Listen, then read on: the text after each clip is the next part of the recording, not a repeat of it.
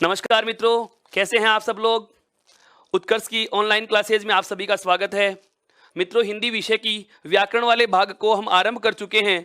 जो पिछली 2 कक्षाओं में हमने पढ़ा उसी को आगे बढ़ाने की हम आगे तैयारी कर रहे हैं। और आज जो हमारा बिंदु आरंभ करने वाला हूं, उससे पहले मैं आपको 2-3 बातें बता देना चाहूँगा कि जब हम प्रतियोगिता परीक्षाओं की बहुत सारी पुस्तकें लेके आ रहे हैं, एनसीईआरटी की व्याकरण हम पढ़ रहे हैं, नियमित रूप से बहुत प्रकार के नोट्स का हम लगातार अध्ययन करते जा रहे हैं। जो बिंदु आज हम पढ़ने वाले हैं उसके लिए पहले आप उसकी भूमिका सुनिए, क्योंकि यह टॉपिक आपको बहुत कम किताबों में देखने को मिलता है।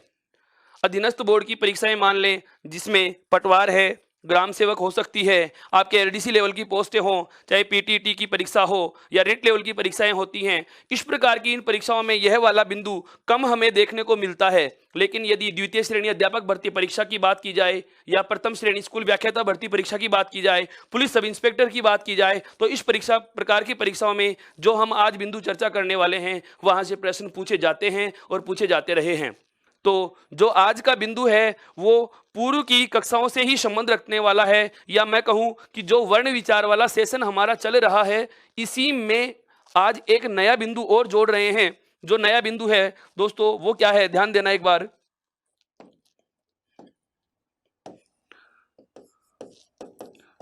साहित्य कोश।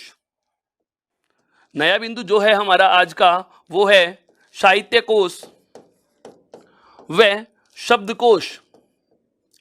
आज जो बिंदु हम चर्चा करने वाले हैं, जिस बिंदु से संबंधित विचार मैं आपसे साझा करूंगा, वो बिंदु है साहित्य कोश व शब्दकोश का उपयोग। साहित्य कोश व शब्दकोश का उपयोग किस तरीके से किया जाता है, साहित्य कोश व शब्दकोश के उपयोग की पद्धतियां क्या क्या हैं।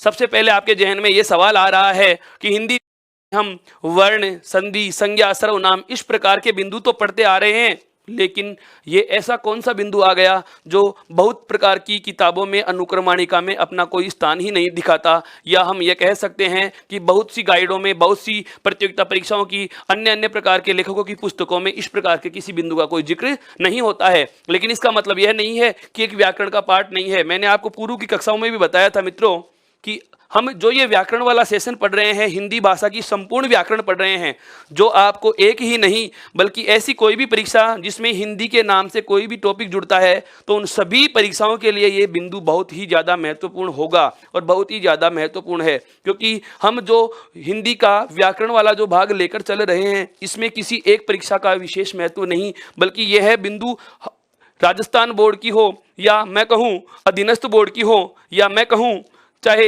आरपीएससी की हो, या तक कि यूपीएससी की निबंध रचना वाले पोर्शन तक के भाग को भी ये चीज कवर करने वाला बिंदु है। और समग्र व्याकरण के ऊपर हम चर्चा आरंभ कर रहे हैं, और समग्र व्याकरण की चर्चा में नियमित रूप से हमारे जो पूर्व के जो लेक्चर हो चुके हैं उनमें भी आपने देखा होगा कि हमने हर एक महीन से महीन, बारीक से बारीक बात को भी बहुत विस्तार से समझा है, बहुत विस्तार से इसको पढ़ा है।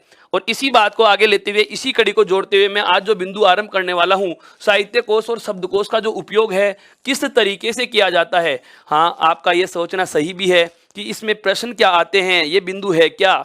इसको समझने के लिए हम एक उदाहरण का सहारा ले सकते हैं। जैसे मित्रों, आप अपने मोबाइल फ़ोन में टेलीफोन इंडेक्स देखते हैं, फ़ोन डायरेक्टरी चेक करते हैं, या छोटी क्लास में जब अध्ययन किया करते थे हम स्कूलों में, हमने देखा था कि ए के नाम वाले या ए से जिनका नाम शुरू होता है उनका रोल नंबर आरंभ में था। जिनका नाम वी, डब्ल्यू, एक्स, वाई या जेड तक आ रहा है उनके नाम रजिस्टर में अंतिम में हुआ करते हैं। या हम हमारे टेलीफोन की फ़ोन डायरेक्टरी में देखते हैं कि ए से शुरू होने वाले नामों के कॉन्टैक्ट पहले होते हैं, और उसके बाद जैसे जैसे आगे बढ़ते हैं अंग्रेजी वर्णमाला के अनुसार उनके नाम आते चले जाते हैं। यदि मैं आपको कहूं कि आपको 50 विद्यार्थियों का एक रजिस्टर दे दिया जाए, 50 विद्यार्थियों की एक सूची दे दी जाए, 50 विद्यार्थियों के जिनमें नाम हैं और जो भिन्न भिन्न प्रकार के वर्णों से आरंभ हो रहे हैं, और इन 50 विद्यार्थियों के नामों के लिए मैं आपको कहूं कि आपको इनको वर्णमाला के क्रम के अनुसार व्यवस्थित करके लिखना होगा। बहुत अच्छे से समझना इस चीज को। जब तक आपको इस बिंदु की पूर्व भूमिका समझ में नहीं आएगी, आप इस बिंदु को बहुत अच्छे तरीके से नहीं समझ पाएंगे। ये वर्णमाला से ही जुड़ता हुआ व्याकरणिक बिंदु है, पर थोड़ा सा अलग है। आप लोगों को नया इसलिए लगेगा क्योंकि ये हमारे नियमित अध्ययन में नहीं रहता। हालांकि हम इससे भली भांति परिचित होते हैं कि इस टॉपिक के अंतर्गत कौन सी चीज आती है। मैं उसी चीज को वापस से बता रहा हूं कि इसमें हम क्या करेंगे। हमारे पास बहुत प्रकार के शब्द होते हैं। हमें देखने को मिलता है कि 50 नाम हैं। इन 50 नामों को वर्णमाला के अनुसार हमें व्यवस्थित करना है। अब आपसे मैं कहूं कि जो 50 विद्यार्थियों की मैंने आपको सूची दी है, इन 50 विद्यार्थियों के नामों की जो सूची है, इसे आपको वर्णमाला के अनुसार व्यवस्थित करना है। तो आप इन 50 विद्यार्थियों के नामों को ए, बी, सी और डी के अनुसार व्यवस्थित करना आरंभ कर दोगे। लेकिन मैं इस नामों की सूची के साथ आपको एक शर्त भी दे दूं कि आप इनको 50 नामों को अंग्रेजी वर्णमाला के अनुसार व्यवस्थित नहीं करेंगे, बल्कि आपको इनको किस अनुसार व्यवस्थित करना है, हिंदी वर्णमाला के अनुसार व्यवस्थित करना है। अब समस्या आएगी हमारे पास। यदि मैं आपको कहूं कि 50 विद्यार्थियों के जो नाम हमें आपको दे रहे हैं, इन 50 विद्यार्थियों के सभी नामों को आपको अंग्रेजी वर्णमाला के अनुसार व्यवस्थित न करके हिंदी वर्णमाला के अनुसार आपको व्यवस्थित करना है, तो अब यहां से मेरा पहला ही प्रश्न आरंभ होता है। क्या आप मुझे बताएंगे कि 1 नंबर पे आप कौन से वर्ण से आरंभ होने वाले नाम का उल्लेख करेंगे? वापस से सुनना मित्रों, मेरा सवाल क्या था। यदि आपको 50 विद्यार्थियों के नामों की सूची दे दी जाती है और यदि आपको कहा जाए कि इन्हें वर्णमाला के क्रम के अनुसार व्यवस्थित कीजिए, और आप ए से आरंभ नहीं करेंगे, बी से आरंभ नहीं करेंगे, या मैं कहूं समग्र रूप में कि अंग्रेजी वर्णमाला के अनुसार आप इन्हें व्यवस्थित नहीं कर सकते, तो मेरा सवाल यह होगा कि 50 विद्यार्थियों के जो नाम आपको दिए गए हैं, उन 50 विद्यार्थियों में सबसे पहले आप कौन से वर्ण से आरंभ होने वाले विद्यार्थी का नाम लिखेंगे? बिल्कुल, क्योंकि व्यंजन जैसे कैसे आरंभ होते हैं, स्वर जैसे ऐसे आरंभ होते हैं, तो हमारे पास ऑप्शन ऐसे ही आते हैं। जैसे कि मैं कहूं कि डिक्शनरी हो, आपको एक हिंदी का शब्दकोश दे दिया गया, भारत का ज्ञानकोश दे दिया गया, भारत की मानक डिक्शनरी दे दी गई, या मैं कहूं हिंदी भाषा की आपके पास एक मानक डिक्शनरी है, शब्दकोश है। डिक्शनरी को हम हिंदी में क्या कह सकते हैं? शब्दकोश कह सकते हैं। जैसे अंग्रेजी की डिक्शनरी में हमें किसी भी अंग्रेजी के शब्द का मीनिंग और उसका उच्चारण और अर्थ ढूंढना हो, तो हम क्या करते हैं, ऊपर पन्ने के या पृष्ठ के ऊपर कॉर्नर में उनके नाम लिखे होते हैं वर्णों पे, कि ये ए वाले वर्ण की मीनिंग है, ये बी वाले वर्ण की मीनिंग है, ये सी वाले वर्ण की मीनिंग है, ये डी वाले वर्ण की मीनिंग है। लेकिन यदि मैं आपको कहूं कि आपको हिंदी शब्दकोश दे दिया जाए और आपको कहा जाए कि जैसे मेरा नाम है, या मैं कहूं कि कमल नाम का कोई व्यक्ति है, इस कमल नाम का व्यक्ति, इस शब्दकोश में आप ढूंढ के बताएं कि इस कमल के क्या क्या अर्थ हो सकते हैं, इस कमल के कौन कौन से पर्याय अर्थ लिए जा सकते हैं। और शब्दकोश में यदि आपको ढूंढने को दे दिया जाए, तो आप कहां ढूंढेंगे उस कमल शब्द को? हाँ बिल्कुल, यही तो है। मेरा कहने का आशय यह था कि हिंदी शब्दकोश में शब्दों को कैसे ढूंढेंगे, इसी बिंदु से हमें पता चलता है। साहित्य कोश और शब्दकोश के क्रम में, या साहित्य कोश और शब्दकोश का हम उपयोग कैसे करते हैं, इसी चीज को समझने के लिए हमने ये 2 उदाहरण लिए हैं। एक तो कौन सा, कि आपको कोई भी शब्द दे दिया जाए और कहा जाए कि शब्दकोश में इस शब्द का अर्थ ढूंढकर निकालना है, तो आप कौन से पृष्ठ पर ढूंढने की कोशिश करोगे। या मैं कहूं कि किस प्रकार के वर्ण के या कौन से वर्ण के बाद में लिखे हुए शब्दों में आप इस कमल शब्द को ढूंढने की कोशिश करोगे। या मैं कहूं कि 50 विद्यार्थियों की जो आपको सूची दी गई है, इसमें कौन से नाम वाला विद्यार्थी 1 नंबर पे लिखा जाएगा, या वह विद्यार्थी जिसका नाम किसी वर्ण से आरंभ हो रहा है, कौन सा वह वर्ण होगा जो 1 नंबर पे आएगा। इस चीज को जानने के लिए सबसे पहले हमें पता होना चाहिए कि हिंदी वर्णमाला का नाम आते ही हमारे दिमाग में 2 ही चीज आती हैं हिंदी में। एक तो क्या चीज हमने पढ़ी, स्वर। एक तो हमने क्या चीज पढ़ी है, स्वर, और एक हमने क्या चीज पढ़ी है, व्यंजन। तो इन स्वर और व्यंजनों का शब्दकोश के अनुसार वास्तविक क्रम क्या होता है, हमें यह पता नहीं होगा, तो हम इस प्रकार के प्रश्न का जवाब नहीं दे पाएंगे। पूरी बात को एक बार वापस से सुनना। जैसे अंग्रेजी वर्णमाला में ए के नाम वाले प्रथम होते हैं, बी से आरंभ होने वाले शब्दों को दूसरा स्थान दिया जाता है। या मैं कह दूं कि जो अंग्रेजी वर्णमाला के 26 वर्ण हम पढ़ा करते हैं, इन 26 वर्णों का जो क्रम हम पढ़ते हैं, वही क्रम इनका शब्दकोश में होता है। लेकिन हिंदी वर्णमाला में जरा सा अंतर होता है मित्रों। हाँ बिल्कुल, हिंदी वर्णमाला के शब्दकोश के क्रम में और हमारे पढ़ने के क्रम में अंतर होता है। शब्दकोश में हिंदी वर्णमाला का जो क्रम होता है, सबसे पहले हमें वह जानना होगा। तो हिंदी के वर्णमाला में जो शब्दकोशीय क्रम होता है, उसको जानने के लिए हम हेडिंग डालकर लिख सकते हैं क्या, कि वर्णों का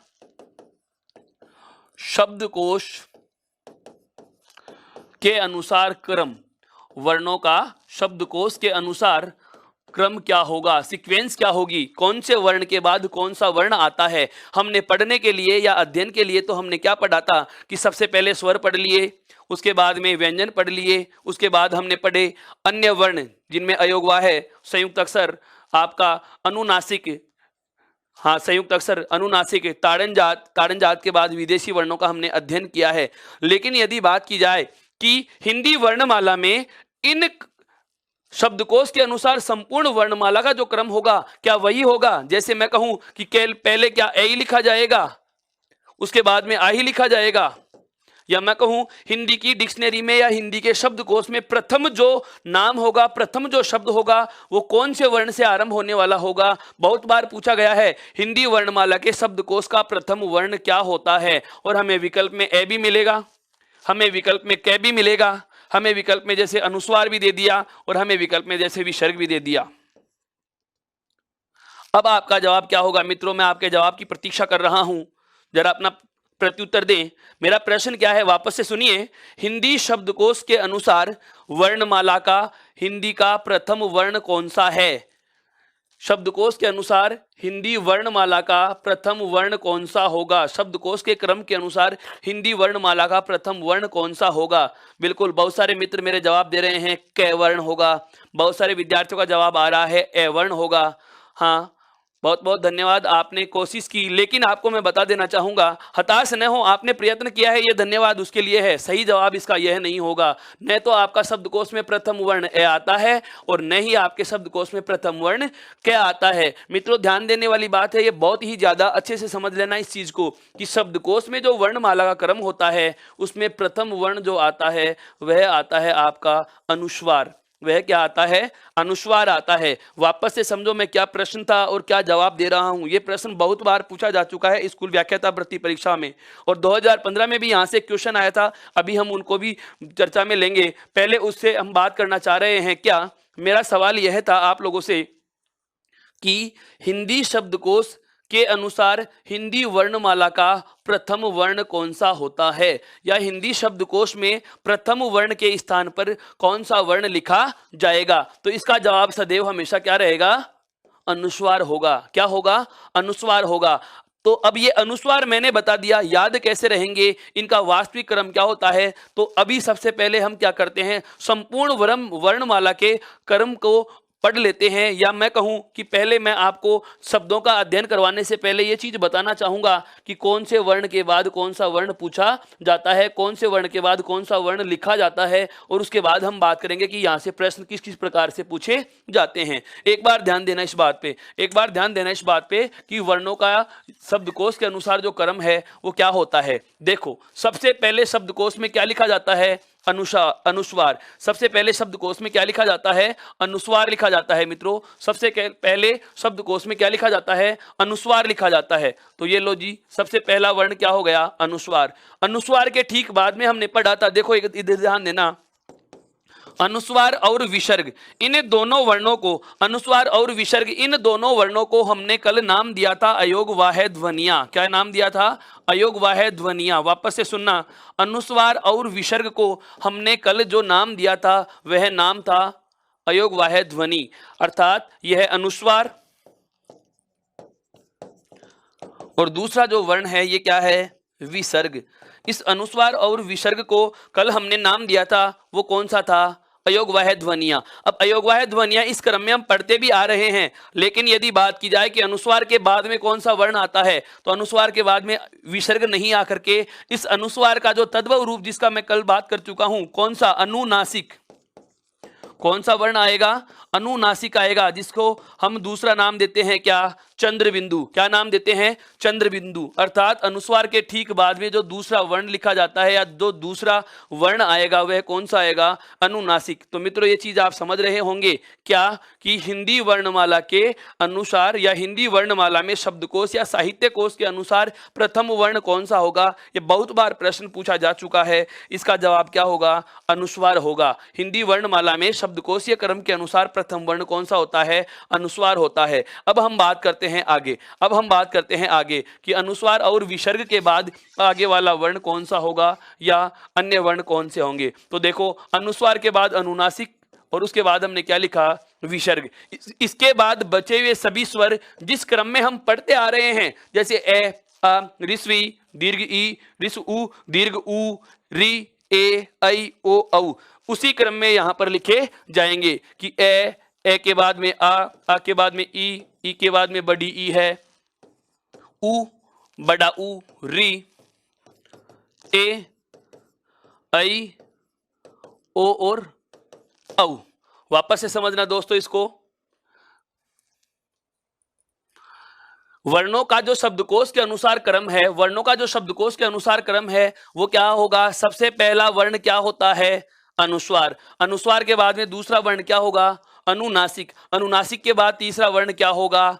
विसर्ग। विसर्ग के बाद में जो 11 स्वर हम पढ़े हैं उनको इसी क्रम में लिखेंगे। ए, आ, ई, बड़ी ई, उ, री, ए, ऐ, ओ और औ लिखेंगे। यहां तक की बात समझ में आ चुकी है। अब प्रश्न कैसे पूछा जाता है, एक बार उस पर हम चर्चा करना चाहेंगे। आपसे यदि प्रश्न पूछा जाए कि शब्दकोश के अनुसार ए वर्ण से पहले क्या आता है, तो इस प्रकार का प्रश्न आते ही सबसे पहले विद्यार्थी सोचता है कि स्वरों में तो हम ऐसे पहले कोई पढ़ते ही नहीं है, स्वर तो आरंभी ऐसे होते हैं। तो इस प्रकार का प्रश्न यदि दिया जाता है तो आपको एक विकल्प वो भी देगा, क्या?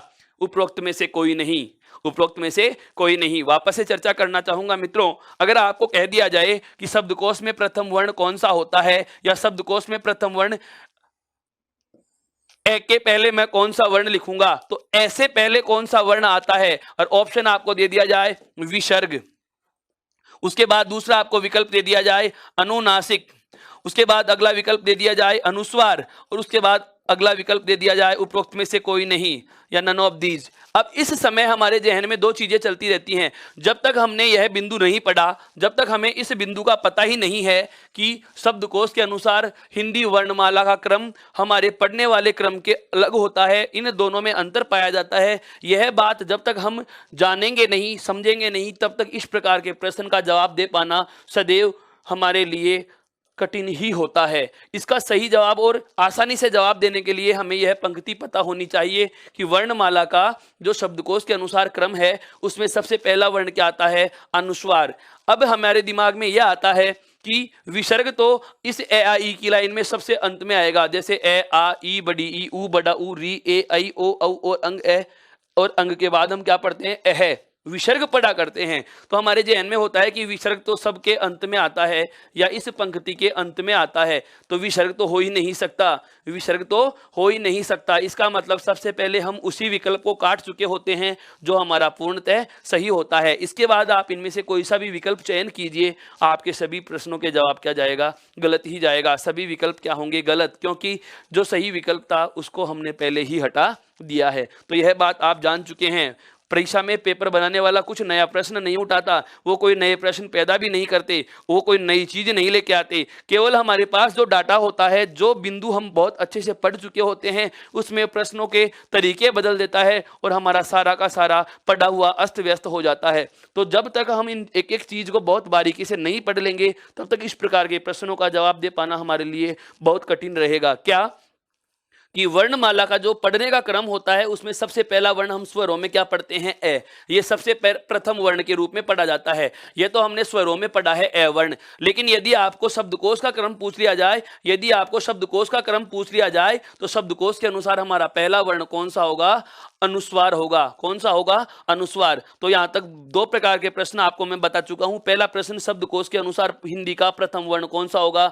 अनुस्वार। दूसरा प्रश्न यह आ सकता है, ये वाला प्रश्न नहीं देगा, इस प्रकार के प्रश्न नहीं पूछता कि ई से पहले क्या आता है, ऋस्व उ से पहले क्या आता है, क्योंकि ये तो पूरी की पूरी जो स्वरों की क्रम है, यह चीज तो हमें बहुत पहले से पता होती है, बहुत अच्छे से पता होती है। प्रश्न यहां से उठाता है, पेपर बनाने वाला दिमाग से खेलता है, वो प्रश्न कहां से उठाता है? ये वाला क्रम उठाएगा। या तो पूछेगा कि हिंदी वर्णमाला के शब्दकोशीय क्रम के अनुसार विसर्ग के बाद क्या लिखा जाएगा? पहली बात। अगर यह वाला प्रश्न नहीं आता तो यह पूछ लेता है शब्दकोश में ऐसे पहले क्या आता है, बस यही प्रश्न होते हैं। उसके बाद क्या होगा या उससे पहले क्या होगा, वह किसके बाद आता है। जैसे पूछ लिया जाए कि शब्दकोश में ए वर्ण किसके बाद लिखा जाएगा, तो हमारा जवाब होगा क्या, विसर्ग के बाद। बहुत बार ये प्रश्न भी पूछा गया है क्या कि शब्दकोश या क्रम के अनुसार विसर्ग से ठीक पहले कौन सा वर्ण होता है, तो हमारा जवाब होना चाहिए विसर्ग से ठीक पहले अनुनासिक का प्रयोग होगा। विसर्ग से ठीक पहले उन शब्दों को स्थान दिया जाता है जो, हाँ बिल्कुल, विसर्ग वाले वर्ण से पहले हम किसे स्थान देंगे, अनुनासिक को स्थान देंगे। अब हम आगे बढ़ते हैं मित्रों, हमने यह चीज बहुत अच्छे से जान ली है क्या कि स्वरों का क्रम क्या होता है, स्वरों का क्रम क्या होता है। अब मैं बात करना चाहूंगा क्या इस साहित्य कोश या शब्दकोश के क्रम में किसकी, व्यंजनों की, कि व्यंजन कैसे लिखे जाएंगे और व्यंजनों से संबंधित जो प्रश्न आता है वह कैसे आता है। यह तो स्वर और स्वर से संबंधित वर्णों की पंक्ति हो चुकी है। अब हम बात करेंगे किसकी, व्यंजनों की। देखो व्यंजनों में सबसे पहला वर्ण आता है कौन सा, क। सबसे पहला वर्ण क्या आता है, क वर्ण आता है। क वर्ण के बाद में यहां पर मित्रों मैं बहुत अच्छी चीज लिखने वाला हूं, क्ष। दिमाग में सवाल आ रहा है कि सर क के बाद में हमने ख वर्ण पढ़ा है, ककार के बाद में हमने खकार पढ़ा है। वापस से समझना, हम व्यंजन जब पढ़ा करते हैं तो व्यंजनों में क्या पढ़ा था, क वर्ग का प्रथम वर्ण क्या होता है, क। दूसरा वर्ण क्या होता है, ख। लेकिन संयुक्त अक्षर क्ष यहां इन दोनों के बीच में आता है, क और ख के बीच में क्या आता है, यह संयुक्त अक्षर आ रहा है। क्यों आ रहा है, इसकी वजह भी मैं आपको बता देता हूं कि क्ष का हमने कल संयुक्त अक्षर के अकॉर्डिंग अध्ययन किया था, तब पता चला था क्ष बनता है क के बाद में षटकोण वाला से, यानी कि मूर्धन्य से जुड़ने से। अर्थात क के ठीक बाद में वह वाला वर्ण लिखा जाएगा जो क के योग से बनता है। क वर्ण के बाद उस वर्ण को हम स्थान देंगे जो क वर्ण के योग से बनता है। बस यही चीज आपको ध्यान रखनी है मित्रों। बिल्कुल बिल्कुल, यह आप लोगों के लिए एक नया, बहुत नया और अलग कंसेप्ट है, गजब का कंसेप्ट है, रुचिकर विषय है। आप अब से आपकी टेलीफोन डायरेक्टरी को हिंदी वर्णमाला के अनुसार सेव करना शुरू करोगे तो इस चीज को अभ्यास में भी ला सकते हो। बहुत प्रकार के नाम आप ले सकते हैं। आप अपने परिवार के, हमारे परिवार के जो जितने भी सदस्य होते हैं उन सबके नाम लिख लीजिएगा। हमारे मित्रों के जितने भी नाम है वो सब एक कागज पे लिख सकते हैं, उनकी सूची बना सकते हैं और फिर आप उनको बारी बारी से उनको लगातार अपन क्या करेंगे, शब्दकोश या क्रम के अनुसार व्यवस्थित करके अपने आप को जांचेंगे कि कौन सा नाम मैंने कौन से स्थान पे लिखा है, किस क्रम में इनको वरीयता दी है। वरीयता देने का मतलब यह है कि उनके व्यवहार को वरीयता न देते हुए कि कौन सा क्रम पहले लिखा जा रहा है और कौन सा नाम बाद में लिखा जा रहा है। तो ध्यान देना, क वर्ण से शुरू होने वाला नाम और उसके ठीक बाद में क्ष वर्ण से शुरू होने वाला नाम और उसके बाद में आएगा कौन सा, ख वर्ण से शुरू होने वाला नाम। तो इन चीजों की चर्चा करते हुए हम आगे बढ़े तो देखो सबसे पहला तो कौन सा हो गया, क। उसके बाद में क्या लिखा, क्ष। उसके बाद में क्या लिखा, ग। ग के बाद में आता है क्या, ग, और उसके बाद में घ और इसका पंचमाक्षर। फिर आता है अगला वर्ग कौन सा, च। च के बाद में आ जाएगा च वर्ग का दूसरा वर्ण क्या, छ। उसके बाद में आता है जय। यहां भी ध्यान देने वाला एक शब्द आएगा, जैसे इस शब्द को मैं हाईलाइट कर रहा हूं, जो जो चीजें हमारे उस वर्णमाला के क्रम को भंग कर रही हैं, जो हमने पढ़ा है उसको भंग कर रही हैं। तो स्वरों में तो ये तीन चीजें अलग लिख दी, अनुस्वार, अनुनासिक और विसर्ग, जो इन 11 स्वरों से पहले जोड़ने हैं। जो वास्तव में तो हम पढ़ते तो आए हैं इनके बाद में, लेकिन शब्दकोश में कहाँ आएंगे, पहले आएंगे। शब्दकोश में कहाँ आएंगे, पहले। ठीक उसी प्रकार से अब बात आ जाती है कि व्यंजनों में कौन सी चीज कहाँ लिखी जाती है। उसका यदि प्रश्न बनता है तो प्रश्न बनने का सबसे पहला चांस कहाँ से बनेगा, क्ष से। कहाँ से बनेगा, क्ष से। और सवाल क्या होता है वो सुनना, हिंदी वर्णमाला में शब्दकोश के अनुसार ख से ठीक पहला वर्ण कौन सा होता है। हिंदी वर्णमाला में शब्दकोश के अनुसार ख से ठीक पहला वर्ण कौन सा होता है, और हमारा पहला ही विकल्प दिया हुआ होता है, क वर्ण होता है, और हम उसी को टिक कर देते हैं। जब तक आप पूरे विकल्प नहीं पढ़ोगे, मित्रों ध्यान दे लेना, ये बहुत अच्छी बात आपको मैं बता दूं, वैसे आप सब कुछ जानते हैं। अगर आपने उत्कर्ष का चैनल अभी तक भी सब्सक्राइब नहीं किया है, आपने ई उत्कर्ष का ऐप अभी तक डाउनलोड नहीं किया है, टेलीग्राम को अभी तक आपने इंस्टॉल नहीं कर रखा, तो आप टेलीग्राम से इसकी पीडीएफ प्राप्त नहीं कर पाएंगे। ये सारी चीज़ आपको पीडीएफ फॉर्मेट में टेलीग्राम पे और हमारे ई उत्कर्ष ऐप पर भी मिलेंगी। तो आप उसको इंस्टॉल कीजिए, लाइक कीजिए, शेयर कीजिए और कमेंट में अपने सुझाव भी लिखिए, और ऐसे ही साथ देते रहिए। वापस से बता रहा हूँ, बहुत अच्छी चीज़ है, ये ध्यान रख लेना। बहुत कम जगह आपको ये पढ़ने को भी मिलेगा। क्या कि सवाल था हमारा कि हिंदी वर्णमाला में शब्दकोशीय क्रम के अनुसार ख वर्ण से पहले, ध्यान से समझना, ख वर्ण से पहले कौन सा वर्ण आता है, और पहला ही विकल्प दिया हुआ होता है क।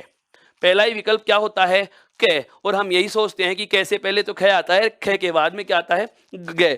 तो इसका मतलब ख से ठीक पहले कौन सा वर्ण आ रहा है, क, उसी को टिक कर दिया। सही विद्यार्थी वह नहीं जो प्रश्न को पढ़ते ही पहले ऑप्शन को टिक कर रहा है। सही विद्यार्थी वह होते हैं, वास्तव में प्रतियोगी परीक्षा की तैयारी करने वाले विद्यार्थी का पहला लक्षण यही होगा कि चाहे उसे सही उत्तर का पता हो लेकिन वह विकल्प चारों पढ़ेगा। बहुत अच्छी बात है, ये ध्यान रखना। हाँ बिल्कुल बिल्कुल, आप अच्छी बात है कि आप चारों विकल्प पढ़ के जवाब देते हैं।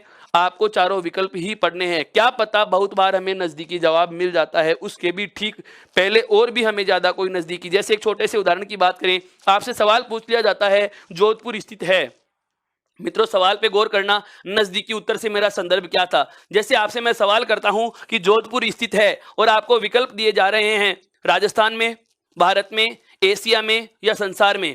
वापस से सुनना, जोधपुर स्थित है, पहला विकल्प है राजस्थान में, दूसरा विकल्प है भारत में, तीसरा विकल्प है एशिया में और चौथा विकल्प है संसार में। तो जोधपुर तो इन चारों में ही है, लेकिन जब तक हमारे पास नजदीकी उत्तर है, नजदीकी उत्तर का मतलब क्या हो गया, जोधपुर जिला, इससे ठीक बड़ा उत्तर क्या हो गया, राजस्थान राज्य। तो पहला विकल्प क्या होगा, राजस्थान। यदि आपको राजस्थान ऑप्शन में नहीं मिलता तो आप भारत को चुनोगे। भारत और राजस्थान दोनों नहीं मिलते तो हमारा तीसरा विकल्प या जिसको हम वरीयता दे सकते हैं वो कौन सा होगा, एशिया। और उसके बाद हम कहां चले जाएंगे, संसार में चले जाएंगे। मेरा कहने का मतलब यह है कि नजदीकी उत्तर का चयन पहले करना है और इसीलिए आपको यह चीज ध्यान रखनी है। क्यों, नजदीकी उत्तर का मतलब क्या था कि ख वर्ण से पहले क्ष भी आता है और क भी आता है। अब अगर आपको विकल्प में क्ष दिया ही नहीं है तो आप आंसर किसको कर सकते हो, क को। लेकिन यदि आपको विकल्प में दिया हुआ वर्ण क्ष मिल जाए तो ख से पहला वर्ण कौन सा आएगा, क्ष आएगा। इस चीज का विशेष ध्यान रखना। आगे बढ़ते हैं अगले वाले वर्णों के वर्ग पे। ध्यान दो, च वर्ण के बाद में छ लिखा, छ के बाद में जय लिखा। अब जय के बाद में यहां पर आएगा दूसरा संयुक्त अक्षर की बात कर रहा हूं, जय। जो मैंने आपको कल बताया था, जो हिंदी वर्णमाला के 4 संयुक्त अक्षर होते हैं, वो चारों संयुक्त अक्षर जिस वर्ण के योग से मिल रहे हैं उनका जो प्रथम वर्ण होता है, उनके योग के समूह का जो प्रथम वर्ण होता है, ये संयुक्त अक्षर उसके ठीक बाद लिखे जाते हैं। जैसे ग का सही विभाजन अगर हमें पूछा जाए तो ग का सही विभाजन होता है जय प्लस अण खाली इसी वर्ग की और उसके बाद में ए जुड़ा हुआ है, अर्थात जय का सही स्थान क्या होगा, जय वर्ण के बाद होगा। कहां होगा, जय वर्ण के बाद होगा। उसके बाद में हमें पता है जय और इसी वर्ग का पंचमाक्षर लिखा जाएगा। उसके बाद आगे बढ़े तो अगला वर्ग कौन सा आता है, ट वर्ग। ट वर्ग के बाद में ट वर्ग में ट, ठ, ड और ढ और अण। अब यहां भी आपके जहन में सवाल आ रहा है कि सर आपने यहां पर 2 वर्ण और बताए थे जिनको ताड़नजात नाम दिया जाता है। एक बार इधर लिख रहा हूं, एक तो ये ढहता और एक ये ढहता। इन दोनों के नीचे यदि ताड़नजात चिन्ह लगा दिया जाए तो ये बन जाते हैं अढ़ और अढ़। इन दोनों को हम शब्दकोश के क्रम के अनुसार व्यवस्थित करेंगे, लेकिन उससे पहले आपको बहुत अच्छी बात आपको जाननी होगी जिसकी चर्चा हम बाद में करने वाले हैं। क्या कि इनसे कभी कोई नया शब्द आरंभ नहीं होता। इन दोनों वर्णों का प्रयोग हम किसी नए शब्द के प्रथम वर्ण के रूप में नहीं करते।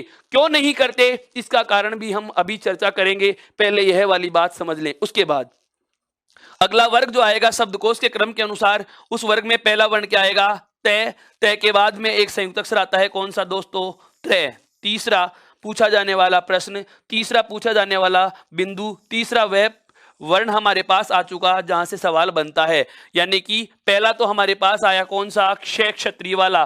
कि इसके पहले कौन सा वर्ण आता है या इसके बाद कौन सा वर्ण आता है, यह कौन से वर्ण के बाद लिखा जा रहा है या क्षय किस वर्ण के बाद पहले लिखा जाता है। यहां पर दूसरा वर्ण और ये तीसरा वर्ण, तीनों संयुक्त अक्षरों का स्थान हमें पता चल चुका है कि ये संयुक्त अक्षर जिस वर्ण समूह से बनते हैं उस वर्ण समूह के प्रथम वर्ण के बाद ही इनका प्रयोग हो जाएगा। उसके बाद में आपको उसी क्रम में लिख देना है जिस क्रम से पढ़ते आ रहे थे, थ, द, ध और न। उसके बाद में अगला वर्ग आ जाएगा प, फ, ब, भ और म। उसके बाद में आएगा ये अंतस्थ वाला वर्ग पूरा का पूरा। और उसके बाद में आता है मित्रों कौन सा, से। यहां से भी सवाल आएगा कौन सा, से के योग से बनता है कौन सा संयुक्त अक्षर, श्रेय। कल हमने चौथे और अंतिम संयुक्त अक्षर की बात करी थी, श्रेय। श्री गणेशाय नमः में लिखते हैं ना श्रेय। इस श्रेय का सही विभाजन जो होता है मित्रों वो होता है क्या, श्रेय का सही विभाजन क्या होता है, से और उसके बाद में मूर्धन्य र और र के बाद में कौन सा वर्ण जुड़ा हुआ है ए, अर्थात श्रेय का स्थान कहां होगा, इसके वर्ण समूह के प्रथम वर्ण के बाद। और प्रथम वर्ण क्या है, तालव्य सकार। तालव्य सकार के बाद में कौन सा वर्ण आएगा, श्रेय। कौन सा वर्ण आ जाएगा, श्रेय। श्रेय के बाद में लिखा जाएगा मूर्धन्य सकार और उसके बाद में आएगा दंत्य सकार और उसके बाद में क्या आएगा, है वर्ण लिखा जाएगा। अब यहां पर हमें 11 के 11 स्वरों का और दोनों के दोनों अयोगवाह ध्वनियों के साथ अनुनासिक का पता चल चुका है।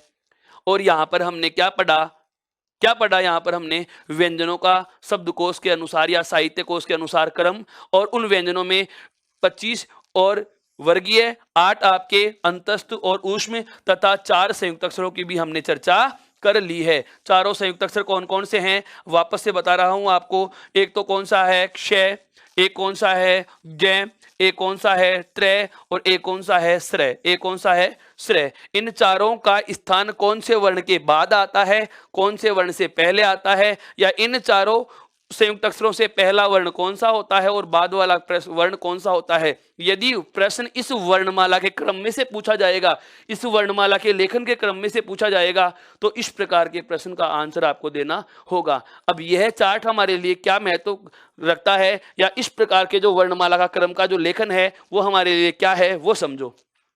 बिंदु हमारा दोस्त तो क्या है, शब्दकोश के अनुसार वर्णों का क्रम। और इसके ठीक पहला जो हमारा जो बिंदु आरंभ आज हमने किया है वह क्या किया है, साहित्य कोश का और शब्दकोश का क्या करना है हमें उपयोग।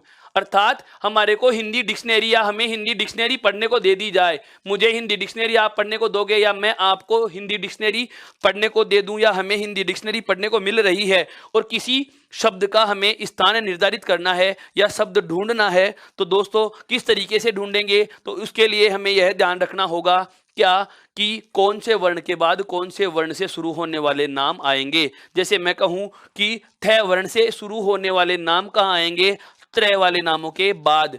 कहाँ आएंगे, त्रय वाले नामों के बाद। जैसे मान लीजिएगा एक शब्द लिखा हुआ है थैला, एक शब्द क्या लिखा हुआ है थैला, और एक शब्द लिखा हुआ है त्रिशूल, एक शब्द क्या लिखा हुआ है त्रिशूल। तो ध्यान देना, अब यह संयुक्त अक्षर से आरंभ हो रहा है, लेकिन संयुक्त अक्षर का स्थान तय वर्ग के प्रथम वर्ण तय के ठीक बाद आता है, क्या त्रय, और त्रय के ठीक बाद में आता है कौन सा वर्ण थ। अर्थात अगर इन दोनों नामों को भी व्यवस्थित करने को कह दिया जाए तो रोल नंबर आप 1 इसको दोगे और 2 नंबर किसे दिया जाएगा, थैला शब्द को दिया जाएगा। किसे दिया जाएगा, थैला शब्द को दिया जाएगा। एक बार आप इसे बहुत अच्छे से समझ सकते हैं और इसका स्क्रीनशॉट भी ले सकते हैं। यह क्या है, हमारे वर्णों का या मैं कह दूं स्वर और व्यंजनों का शब्दकोश के अनुसार या साहित्य कोश के अनुसार। टेक्निकल टीम एक बार इसको थोड़ा सा जूम आउट करके दिखा सकती है, स्क्रीनशॉट भी ले सकते हैं आपको बहुत अच्छे से।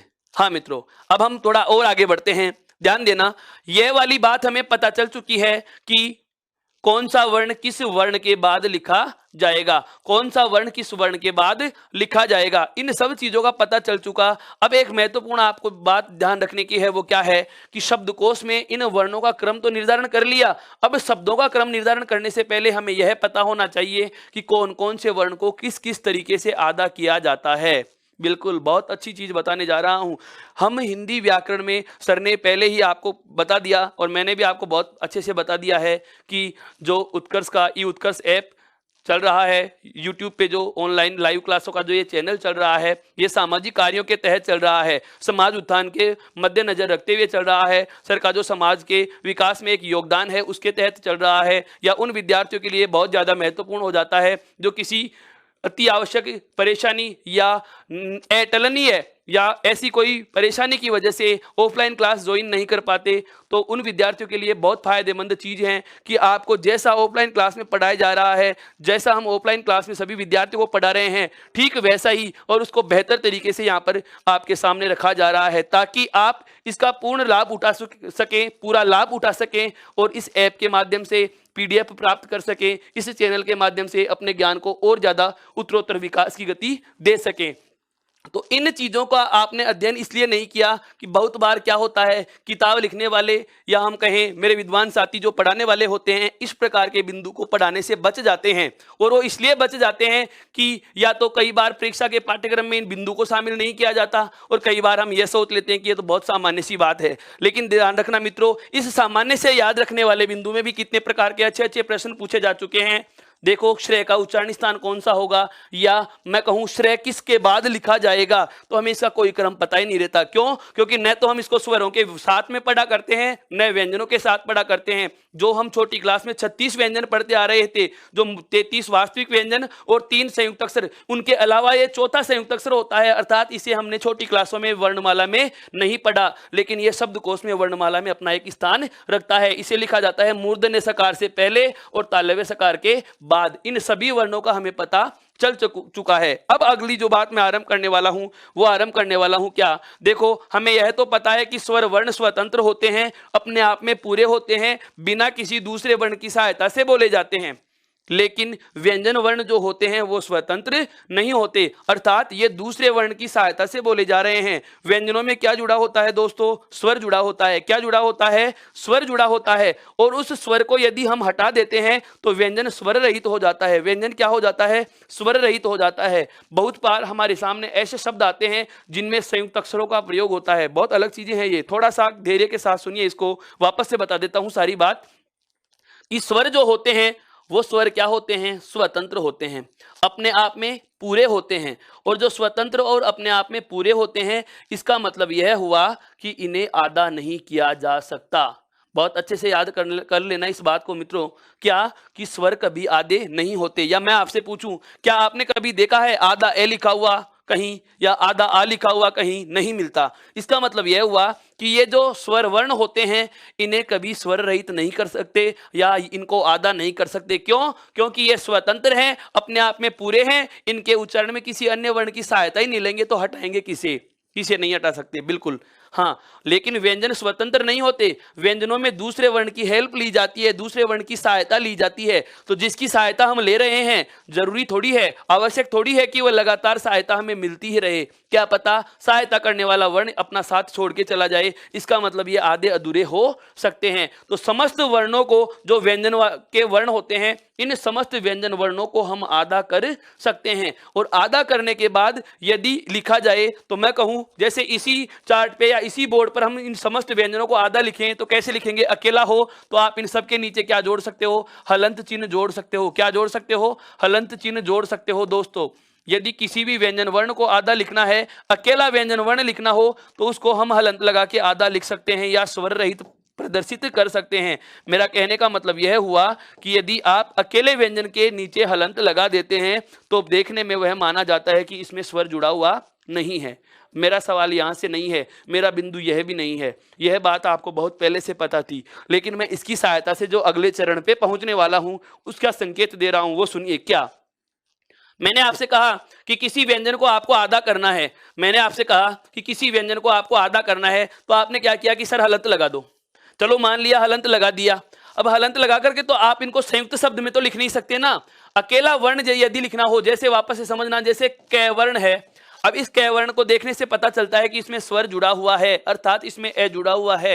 लेकिन मैं यदि आपको कहूं कि इस कै में से आपको ए हटा देना है, तो आप इसके नीचे हलंत लगा दोगे और इसके योग में क्या लिख दोगे? ए। अर्थात अब इस कै में ए जो जुड़ा हुआ था वह बाहर आ चुका है। वह कहां आ चुका है? बाहर आ चुका है। लेकिन अब मैं आपको कहूंगा कि यदि मुझे इस स्वर रहित कै वर्ण को किसी शब्द में प्रयुक्त करना हो तो क्या हलंत लगा के ही लिखूंगा? हाँ, मेरा सवाल यही है। क्या? कि किसी व्यंजन वर्ण को स्वर रहित शब्द में प्रयुक्त करना हो या किसी व्यंजन को आधा किसी शब्द में लिखना हो तो किस तरीके से लिखा जाएगा? अर्थात इस संपूर्ण बिंदु को एक अपन शीर्षक का नाम दें, हम एक शीर्षक से संबोधित करना चाहें कि कहना क्या चाह रहे हैं, तो वह शीर्षक होगा कि व्यंजनों को स्वर रहित लिखना। व्यंजनों को स्वर रहित लिखना, कि किसी भी व्यंजन को किसी शब्द में यदि हमें स्वर रहित लिखने की आवश्यकता महसूस हो तो उसे स्वर रहित कैसे किया जाता है, उस वाले बिंदु पे बात करते हैं। ध्यान देना, देखो हमें स्वर रहित किसे करना है? व्यंजनों को। एक बार मैं इधर व्यंजन लिखूंगा, ये चीज ध्यान रखने की है। जैसे व्यंजन है हमारे पास कौन कौन से? कै, खे, गे, घे और ये खाली। उसके बाद है चे, छे, जय, झे और ये खाली। उसके बाद में है टे, ठे, डे, ढे और अणे। फिर है अगला ते, थे, दे, धे, ने। और उसके बाद में है पे, फे, बै, भै और मैं। उसके बाद अंतस्थ वर्ग आता है और अंतिम वाला जो वर्ग आता है वह कौन सा आता है आपका ऊष्म। कौन सा आता है ऊष्म। सवाल मेरा क्या था, बिंदु हम कौन सा पढ़ने वाले हैं। हम यहां पर लिख सकते हैं क्या, व्यंजनों को स्वर रहित लिखना या व्यंजनों को स्वर रहित करना।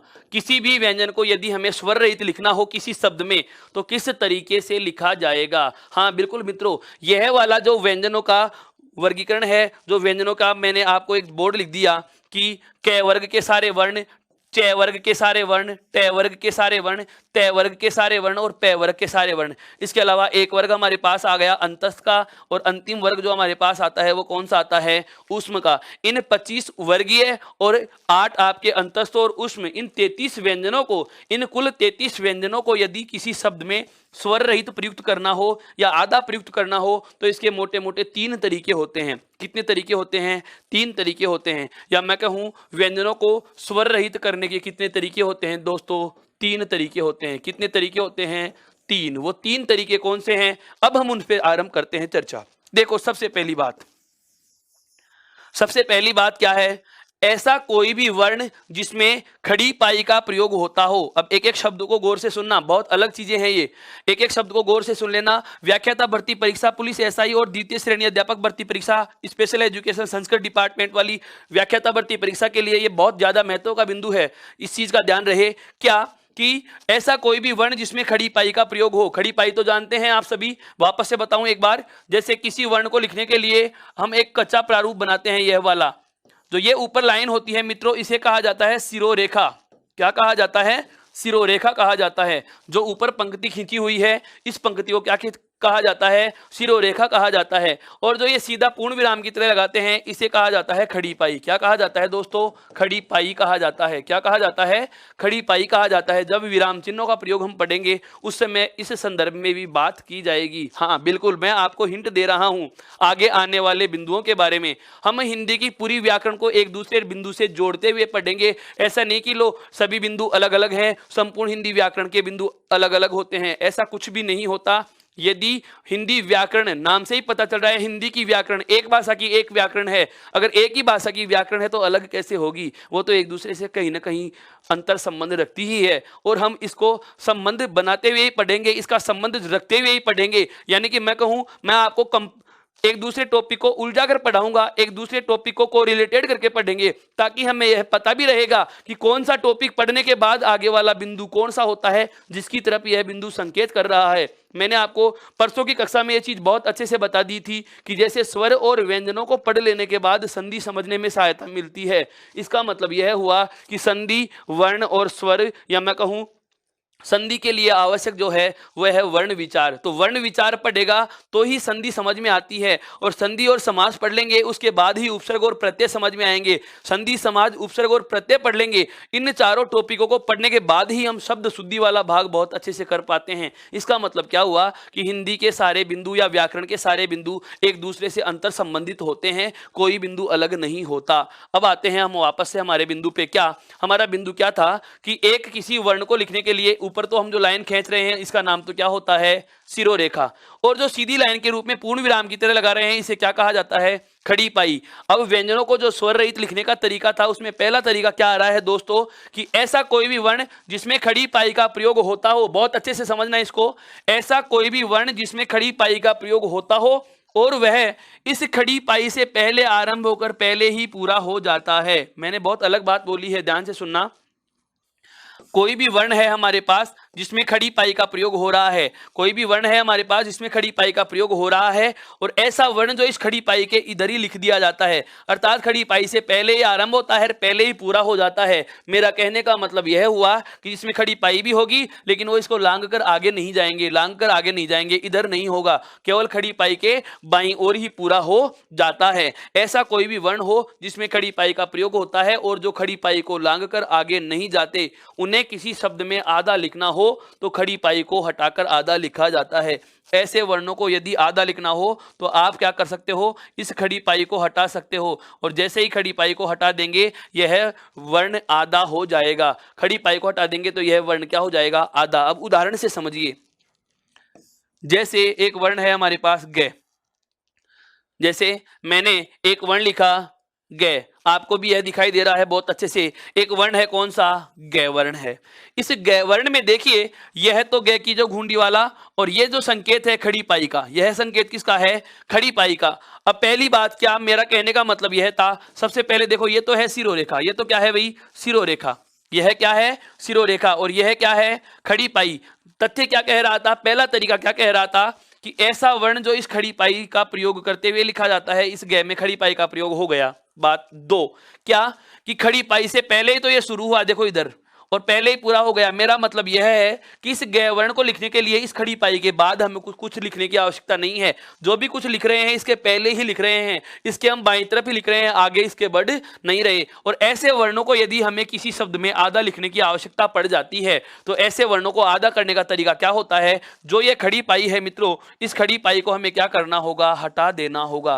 क्या करना होगा, इस खड़ी पाई को हमें क्या करना होगा, हटा देना होगा। और जैसे ही हम इस खड़ी पाई को हटाएंगे तो दिए गए शब्द में हमारा ग क्या हो जाएगा, स्वर रहित हो जाएगा। हमारा ग क्या हो जाएगा, स्वर रहित हो जाएगा। मेरा कहने का मतलब यह हुआ कि यदि किसी वर्ण में खड़ी पाई का प्रयोग हो रहा हो और वह इसे लांघ कर आगे नहीं जाता, यदि किसी भी शब्द में ऐसे वर्णों को स्वर रहित लिखना हो, तो आप जो आगे जाने वाला भाग है उसको न छोड़ते हुए आपको जो ये खड़ी पाई थी इसे हटा देना होगा। इसे क्या करना होगा, हटा देना होगा। जैसे आप इसे रिमूव कर देते हैं, जैसे आप इसे रिमूव कर देते हैं, तो रिमूव करते ही जो हमारा व्यंजन वर्ण है वह संयुक्त रूप में कैसा लिखा जाएगा, आधा लिखा जा सकेगा। मेरे हिसाब से आपके ये बात बहुत अच्छे से समझ में आ चुकी होगी। अब बात यह आती है कि सर हमने आधा तो कर लिया, क्या संपूर्ण 33 व्यंजन इसी तरीके से आधे होते हैं, नहीं होते। मैंने ये भी तो कहा है, ऐसे वर्ण जिसमें खड़ी पाई का प्रयोग हो और जो खड़ी पाई को लांघ कर आगे नहीं जाते, ऐसे वर्णों को ही आप इस तरीके से आधा लिख सकते हो।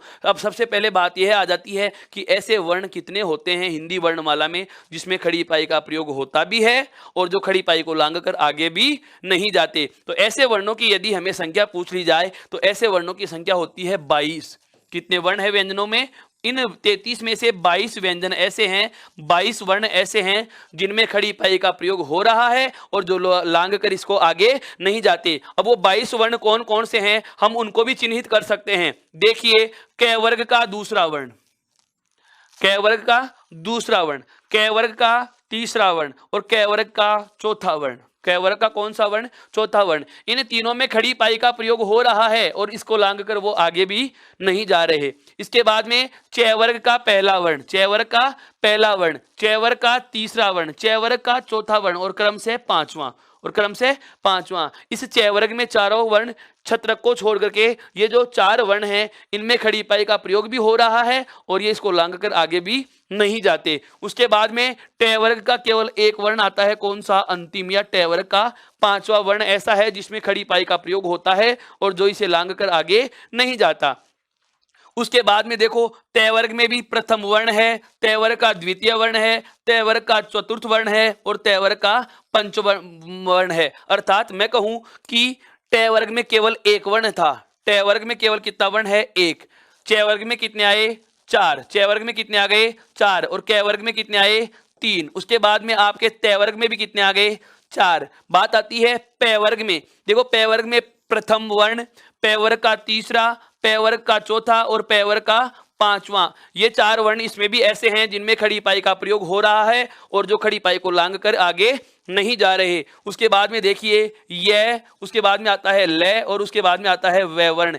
इन तीनों में भी खड़ी पाई का प्रयोग हो रहा है और वो इसको लांघ कर आगे नहीं जाते। उसके बाद में तालव्य सकार, मूर्धन्य सकार और दंत्य सकार, तालव्य सकार, मूर्धन्य सकार और दंत्य सकार, ये तीनों वर्ण भी ऐसे हैं जिनमें खड़ी पाई का प्रयोग होता है और जो लांघ कर आगे नहीं जाते। हम चाहें तो इन कुल वर्णों की संख्या का पता भी लगा सकते हैं। तो ये कुल वर्ण कितने हो चुके हैं, देखिए 3 और 3 6, 3 और 3 6 और 4 10, 10 और 4 14, 14 और 1 15, 14 और 1 15, 15 और 4 19 और 3 22। कुल वर्णों की संख्या मैंने अभी आपको कितनी बताई थी, 22 वर्ण ऐसे हैं जिनमें खड़ी पाई का प्रयोग हो रहा है और जो इसको लांघ कर आगे नहीं जाते। इन 22 वर्णों में किसी भी वर्ण को यदि किसी शब्द में स्वर रहित लिखना हो, वापस से सुनना, एक एक शब्द पे गौर करना है, क्या कि किसी व्यंजन को शब्द रहित आप किसी शब्द में प्रयोग करेंगे तो किस तरीके से करेंगे।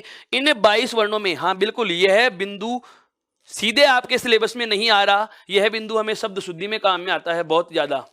शब्द शुद्धि में काम में इसलिए आ जाता है, जैसे इसको लिखने का तरीका, इन 22 वर्णों को आप किसी शब्द में संयुक्त रूप में लिखोगे तो हलंत लगा के नहीं लिखोगे, खड़ी पाई हटा के लिखोगे।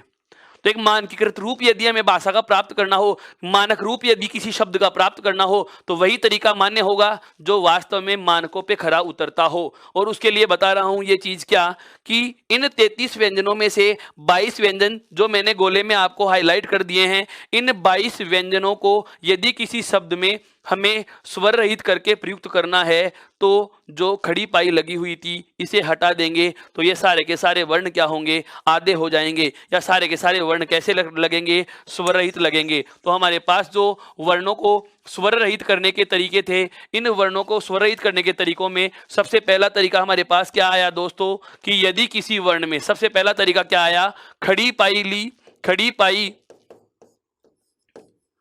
वाले वर्ण, खड़ी पाई वाले वर्ण जो इसे लांघ कर आगे नहीं जाते, खड़ी पाई के वे वर्ण जो इसे लांघ कर आगे नहीं जाते, आगे नहीं जाते, उन्हें आधा लिखने के लिए, उन्हें आधा लिखने हेतु, उन्हें आधा लिखने हेतु, उन्हें आधा लिखने हेतु खड़ी पाई हटा दी जाती है, खड़ी पाई हटा दी जाती है। बहुत अच्छे से समझ में आ रहा होगा। मेरे साथ के साथ बहुत सारे विद्वान साथी ऐसे भी हैं, विद्यार्थी ऐसे भी हैं जो इनको लिखने का काम ही कर रहे हैं। दोस्तों, लिखने का काम आपको अगर लग रहा है कि आप समझ नहीं पा रहे हैं और लिखने में ज़्यादा समय जा रहा है, तो मैं पहले आपको बता देता हूं, और मैंने आपको बार बार कहा है, लिखने की आवश्यकता नहीं है। आप केवल इन चीज़ों को समझिए, इन चीज़ों को लगातार दृष्टिबद्ध तरीके से, नियमित तरीके से माइंड को एक जगह व्यवस्थित और स्थिर करके इनको समझिए, लगातार देखते रहिए। आपको ये सारी चीज़ें लिपिबद्ध तरीके में, ये सारे के सारे नियम, ये 22 वर्ण अलग से छांटे हुए आपको हमारी ई उत्कर्ष ऐप पे पीडीएफ फॉर्मेट में उपलब्ध हो जाएंगे। आप टेलीग्राम ऐप से भी इनको प्राप्त कर सकते हो। जब तक आपने ई उत्कर्ष का टेलीग्राम ऐप डाउनलोड नहीं किया, या इस चैनल को सब्सक्राइब नहीं किया, या ई उत्कर्ष ऐप अगर आपने इंस्टॉल नहीं कर रखा है, तो दोस्तों अभी आप इस चीज़ को कर सकते हैं और ये चीज़ वहाँ से प्राप्त की जा सकती है। तो मैं वापस से बता रहा हूँ, पहला नियम हमने क्या पता लगा लिया है, कि ऐसे वर्ण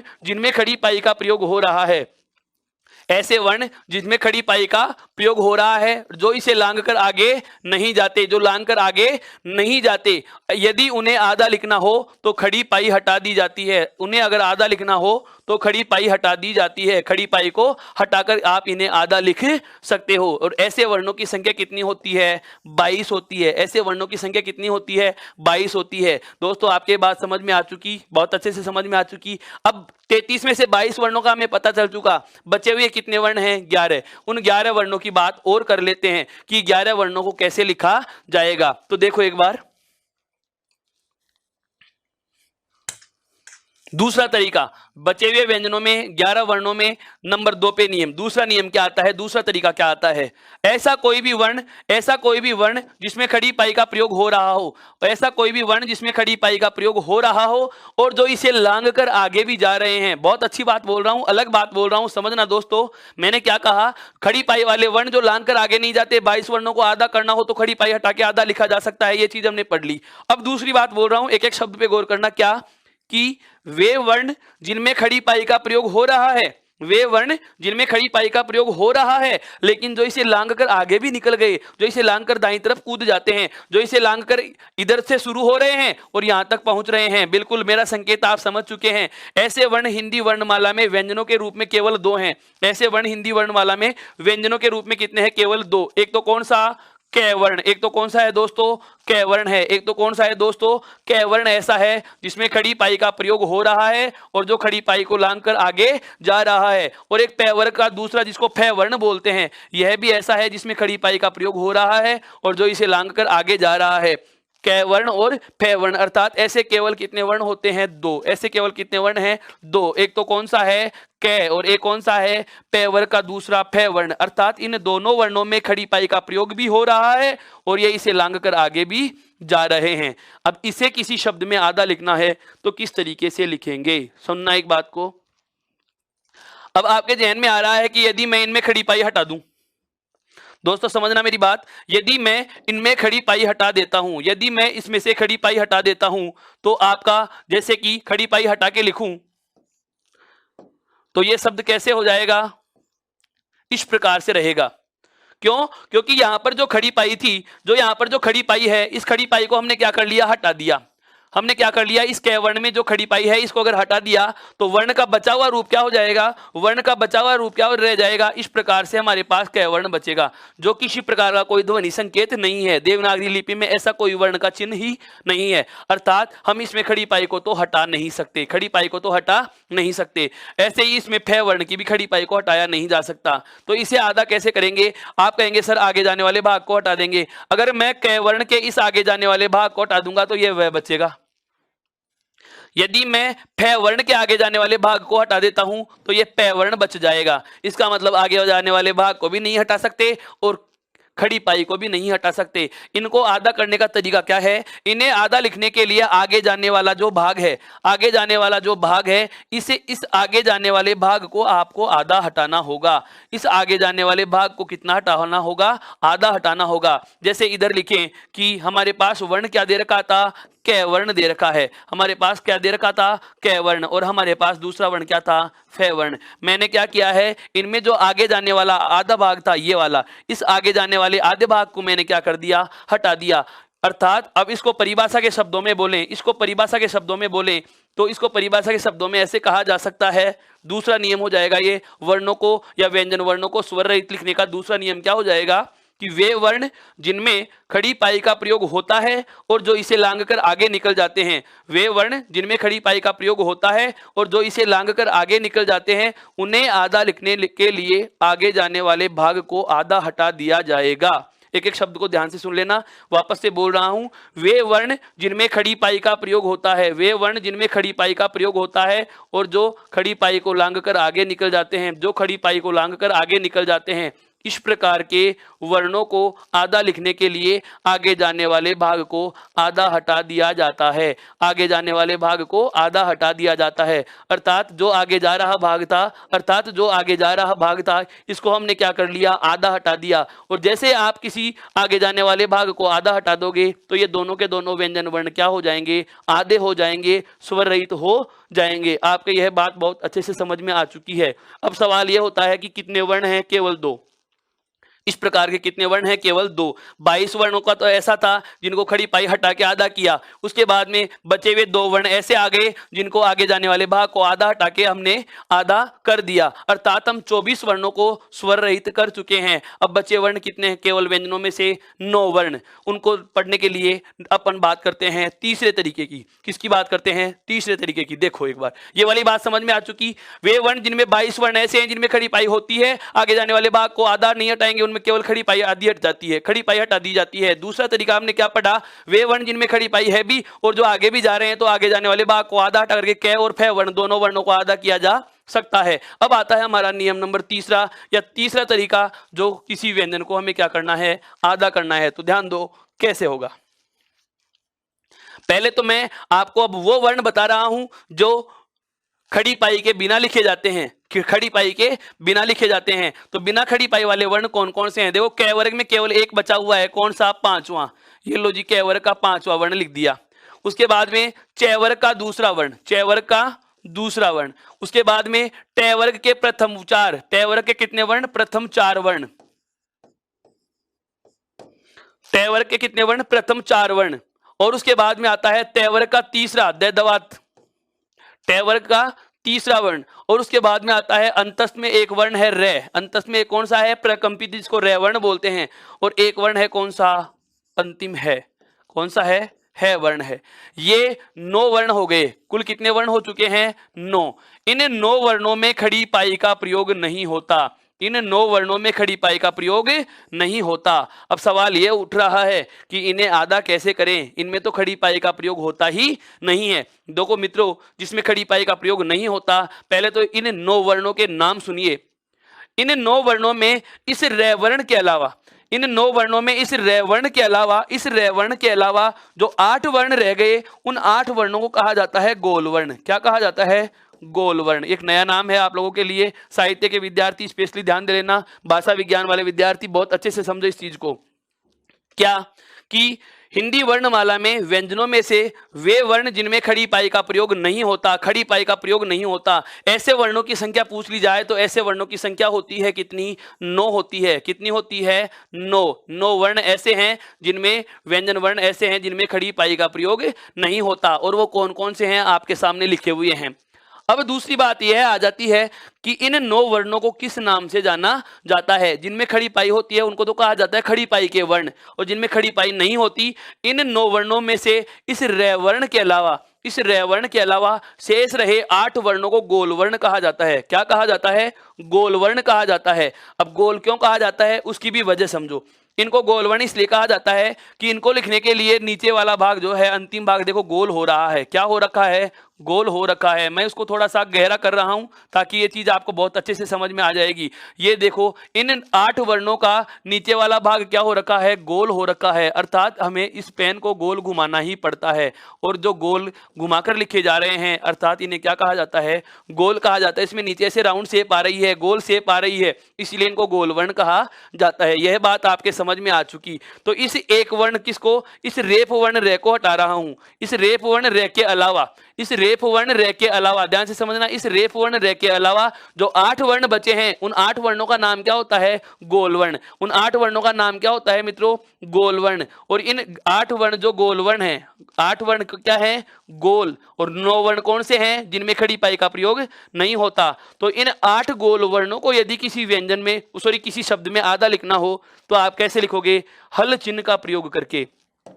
किसका प्रयोग करके? अर्थात इन सब के नीचे हलंत लगा दिया जाएगा। इन सब के नीचे क्या लगा दिया जाता है? हलंत लगा दिया जाता है। बहुत अच्छे से समझना इन चीजों को। अभी मैं शब्द बना बना के बताऊंगा कि कौन सा शब्द क्या होता है, किस तरीके से होता है। हमारी भाषा लेखन के एक रूप में निखार आएगा। बहुत सारी चीजें ऐसी होती हैं जिनका हमें पता ही नहीं होता, केवल सांप की लीक पीटने की तरह परंपराओं का निर्वहन करते आ रहे हैं कि हमने तो यह है सर ऐसा ही लिखा हुआ पढ़ा है इसलिए मैं भी ऐसा ही लिखता हूं। यदि आपको पूछ लिया जाए कि जैसे विद्यालय में दे और ये, विद्यालय में आप इसी प्रकार से क्यों लिख रहे हो, इसका क्या तरीका है, आप कहोगे इसके अलावा और कोई तरीका ही नहीं बनता। मैं कहूँ यह भी अशुद्ध है, तो फिर क्या होगा? इसका मतलब कोई ना कोई वजह है जो इनको इसी प्रकार का लिखने के लिए हमें बाध्य करती है, या इसी प्रकार का कोई ना कोई रूप हमें मानकीकृत रूप प्रदान करता है। तो उन सब बातों की जानकारी हम लेंगे। पहले इतना सा ध्यान रखना है कि 22 और 2 वर्ण जो गोल वर्ण थे, उन 24 को तो हमने खड़ी पाई और आगे जाने वाले भाग को आधा हटा के आधा कर दिया क्रमशः। अब बात आती है 8 वर्ण जो गोल वर्ण के नाम से जाने गए। इन 8 वर्णों में किसी भी वर्ण को यदि किसी शब्द में आधा लिखना हो तो आगे जाने वाले भाग को या खड़ी पाई को हटाने की आवश्यकता नहीं है। केवल इनके नीचे हमें क्या लगाना होगा? हलंत लगाना होगा। केवल क्या लगाना होगा? हलंत लगाना होगा। ये बहुत अच्छे से इस बात को समझ लेना मित्रों कि 8 वर्ण हैं, इन 8 वर्णों को गोल वर्ण कहा जाता है। और किसी भी गोल वर्ण को यदि किसी शब्द में आधा लिखना हो तो हलंत लगा के लिख सकते हैं, हलंत लगा के लिख सकते हैं। अभी एक तरीका और बताऊंगा आपको। हम क्या करते हैं, जैसे हमारे पास है वर्ण, हमारे पास क्या है वर्ण है। ये है तो स्वयं है आधा, और इसके साथ मुझे जोड़ना है न वर्ण को। जैसे एक शब्द आता है चिन्ह, जैसे एक शब्द आता है चिन्ह, ऐसे लिखा जाता है। और इसी चिन्ह को हम ऐसे भी लिखते हैं ना। और एक अशुद्ध रूप और आता है इस चिन्ह का, जो मेरे बहुत सारे विद्वान साथी और आप लोग भी इस प्रकार के कई बार गलती से या भ्रमवश ऐसे शब्दों का प्रयोग कर जाते हैं।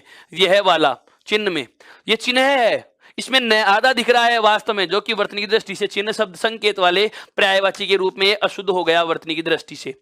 लेकिन यहां पर ध्यान दो, देखो इसमें गोल वर्ण का प्रयोग हो रहा है और हमें पता है कि गोल वर्ण है आधा है, इसलिए इसके नीचे क्या लगा हुआ है? हलंत लगा हुआ है। और आगे खड़ी पाई का वर्ण न पूरा लिखा हुआ है। इसका मतलब इसे ऐसे लिखा जा सकता है, यह रूप क्या है? शुद्ध है। यह शब्द क्या है? शुद्ध है। अब आप कहोगे कि सर नीचे वाला भी तो शुद्ध है ना। हाँ बिल्कुल, यह नीचे वाला भी शुद्ध है। तो उसका तरीका क्या होगा कि यदि ऊपर नीचे 2 वर्ण लिख दिए जाएं, जैसे ये न नीचे लिखा हुआ है और है ऊपर लिखा हुआ है, यदि नीचे और ऊपर 2 वर्ण लगातार आपको लिखे हुए दिख जाते हैं तो जो आपको नीचे वर्ण लिखा हुआ दिखता है वह सदैव पूरा होता है, और जो ऊपर दिखाई देता है वह सदैव क्या होता है? आधा। वह सदैव क्या होता है? आधा। वापस से समझना, जब ऊपर नीचे 2 वर्ण लिख दिए जाएं, हम यह कह सकते हैं ना, आमतौर पर इस बात को एक उदाहरण से समझिए। जैसे मैं कहूं कि दो व्यक्ति हैं, दो मित्र हैं, या दो कोई भी सखा थे, वो रास्ते से जा रहे हैं, एक पांव से लंगड़ा कर चलता है, या एक व्यक्ति ऐसा है जो दिव्यांग है, उससे बहुत ज्यादा देर तक चला नहीं जाता, और एक ऐसा व्यक्ति है जिसके दोनों पांव सही सलामत है और वह चलने योग्य है। तो अब आपसे बात की जाए कि यदि मैं कहूं कि इन दोनों विद्यार्थियों में या इन दोनों व्यक्तियों में एक व्यक्ति को दूसरे को गोद में लेना होगा और गोद में लेकर चलना होगा, कौन सा सही तरीके से चल पाएगा? बिल्कुल, आपका जवाब बिल्कुल हाँ। मैं समझ गया बात। क्या मेरा कहने का आशय यही था कि आधा अधूरा है या जो लंगड़ा है उसी को ऊपर रख सकते हैं, उसी को ऊपर रख सकते हैं, गोद में उसी को लिया जा सकता है। जो छोटा है, जो आधा है, जो पूरा है, जो चलने योग्य है, वह तो अकेला भी चल सकता है। यहाँ पर जो नीचे है, नीचे बैठा हुआ वर्ण है वो पूरा है, और जो आधा है वो कहाँ रहेगा? ऊपर रहेगा। आधा अधूरा या छोटा या बिना मात्रा वाला जो है वो है ऊपर, और जो नीचे है वो क्या है? पूरा लिखा हुआ है। इसको एक क्षेत्रीय उदाहरण से भी समझ सकते हैं मित्रों, बहुत अच्छे तरीके से समझना। जैसे संस्कारों के संदर्भ में एक वार्ता प्रचलित होती है कि ऐसा कोई भी लड़का, लड़की, पुरुष या महिला, ऐसा कोई भी प्राणी जो अपने से बड़ों के, या हम कह सकते हैं सामने वाले को सम्मान देने के लिए उनके चरणों में झुक जाता है। वापस से समझना मेरी बात को, बहुत अच्छे तरीके से समझा रहा हूं इस बात को, ये जिंदगी में याद रहेंगी आपको और कभी गलत भी नहीं होगा। कैसे? एक समाज में मान्यता भी है और ये वास्तव में मान्यता क्या कह सकते हैं, इसको एक ऐसा कह सकते हैं कि हमारे भारतीय हिंदू संस्कृति जो सम्मानीय संस्कृति है, इसमें एक गुण पाया जाता है कि यहाँ के इस संस्कृति को अनुसरण करने वाले, इस संस्कृति का निर्वहन करने वाले, इस संस्कृति को मानने वाले जितने भी प्राणी हैं, उन सभी में एक सम्मान का भाव पाया जाता है, जो खुद सम्मान चाहते भी हैं और सम्मान देते भी हैं। उन्हीं के लिए कहा जाता है कि ऐसा कोई भी व्यक्ति या ऐसा कोई भी पुरुष प्राणी जो सामने वाले को सम्मान देने हेतु उनके चरणों में झुक रहा है, हम क्या कहते हैं कि वह गुणवान है, अर्थात उसमें संपूर्ण है, गुण हैं, बहुत अच्छे गुण उसमें दिए गए हैं। और एक ऐसा व्यक्ति है जो किसी की बात नहीं मानता, या आमतौर पर हम परिवार में सुनने को मिल जाता है कि ये तो सिर पर चढ़ गया, अर्थात ज्यादा शैतानियां करने लग जाता है, उदंडता ज्यादा करने लग जाता है, तो हम उसको कहते हैं कि ये तो शैतानियां ज्यादा करने लग गया, सिर पर चढ़ने लग गया। इसका मतलब यह हुआ कि जो सिर पर चढ़ा हुआ है, सिर पर जो चढ़ा हुआ है, उसकी तुलना में जो सम्मान रखता है वह गुणी ज्यादा होगा, वह गुणी क्या होगा? ज्यादा। और जो सिर पर चढ़ा हुआ है वो क्या होगा? कम गुणी होगा, या उसके गुण क्या रह गए? कम रह गए, आधे रह गए। इसका मतलब यह हुआ, एक लाइन बोल रहा हूं, मुहावरे और लोकोक्ति में आपने बहुत बार सुना भी होगा, पांव पड़ा पूरा और सिर चढ़ा अधूरा। अर्थात पांव में जो पड़ा है, नीचे जो पड़ा है, पांव में जो पड़ा हुआ है वह तो क्या है? पूरा है, और जो सिर पर बैठा हुआ है अर्थात जो ऊपर है वो क्या है? अधूरा है। मेरे हिसाब से दोस्तों आपके बात बहुत अच्छे से समझ में आ गई होगी कि जब ऊपर नीचे दो वर्ण लिख दिए जाएं तो कौन सा पूरा होता है और कौन सा आधा होता है। एक दूसरे उदाहरण से आप इसको और समझ सकते हैं। जैसे हम एक शब्द लिखते हैं, कौन सा? जैसे हम एक शब्द लिखते हैं क्या? युद्ध। जैसे एक शब्द आता है युद्ध, हमें ऐसे लिखना पड़ता है या लिखा हुआ मिलता है युद्ध। इसमें हमें देखने को मिल रहा है कि दह धनुष वाला दह क्या दिख रहा है? आधा। दह धनुष वाला दह क्या दिख रहा है? आधा। लेकिन मित्रों जैसे आपको पता लगेगा कि इस युद्ध को आप ऐसे भी लिख सकते हो, अब हमें पता चल गया क्या कि दह दवात तो है आधा और दह धनुष क्या है? पूरा। तयवर का तीसरा वर्ण क्या है? आधा, क्योंकि गोल वर्ण के नीचे क्या लगा के लिखा जा सकता है? आधा। हलंत लगा के आधा लिखा जा सकता है। तो हमें पता चल गया कि दह के हलंत लगा हुआ है, इसका मतलब दह तो क्या है? आधा, और दह धनुष क्या है? पूरा। यह तो इस तरीके से लिख दिया इसलिए पता चल गया, लेकिन यहाँ पर कैसे पता चलता? वही वाला तरीका। देखो ये पाँव में है, ये नीचे है, दह धनुष कहाँ है? नीचे है, पाँव में है, तो पाँव पड़ा पूरा और जो ये सिर चढ़ा हुआ है ये क्या रहेगा? अधूरा। अब ये बात समझ में आ चुकी होगी।